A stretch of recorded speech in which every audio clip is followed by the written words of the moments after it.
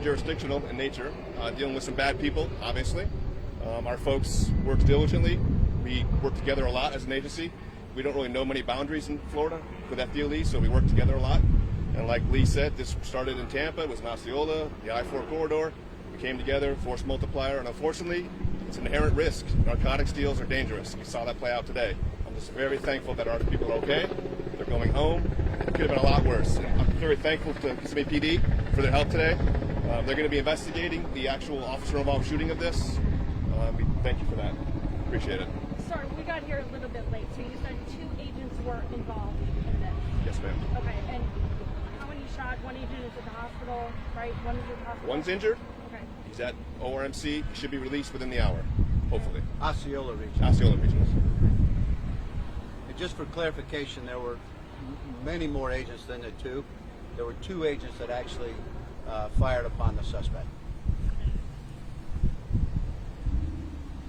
Any details about the agent, like years with the department? I think he's been with FDLE roughly 3.5, 4 years, but he has prior law enforcement experience. Yeah.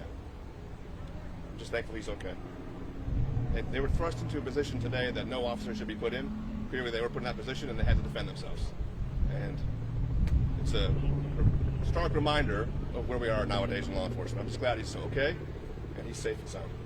Explain that some of the details of the dangers when they're doing these undercover narcotics investigations that appear to be very high skill, a lot of money is involved. A lot of money. And so when they're involved and they're at work with the badge, they're just, doing public safety. So explain like some of that inherent risk that sometimes people might not notice. Well, it's not just detectives, it's every officer in the country. They get in their car, they get in their off-duty car, they put that badge and that gun on every day. They risk their life every single day, and this is more evidence of that. And it's a calling, obviously, to take that risk, take that chance.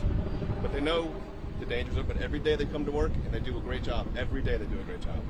And today was one of those days that we're thankful it turned out okay, but it could have been a lot worse, a lot worse. And that investigation will bear out. I feel like we got very lucky today. Usually FDLE investigates the officer-involved shootings, yeah. So I guess maybe that is where Kissimmee PD, because typically it's the opposite, right? So this is a little unique in that situation, unfortunately. But so I didn't know if you wanted to say. Sure. It's Deputy Chief Betty Holland, BettyHolland, and normally it is in reverse, but we're going to work the investigation till it's very diligently and to the conclusion. And I'm just very thankful that the officer is going to be okay. So. And just message to people of Kissimmee who might see this, a lot going on tonight. It is a lot going on, but I just want to reassure them that it's a safe community, and we're doing what we can. We have officers out there, and if they need help, just to call us, and we'll be there. Okay. Sorry again, we got That's here okay. a little bit late. Can you guys just run through from the top again for us just exactly what happened here? Okay, I'm going to let. Thank you, I appreciate it. Okay. So this started as a narcotics investigation that actually originated several weeks ago through a series of investigative activities with these subjects. There was another deal planned for today. The law enforcement component prepared for the transaction. It involved individuals that were both in the Tampa area and Osceola area. That's why both regions are involved in this.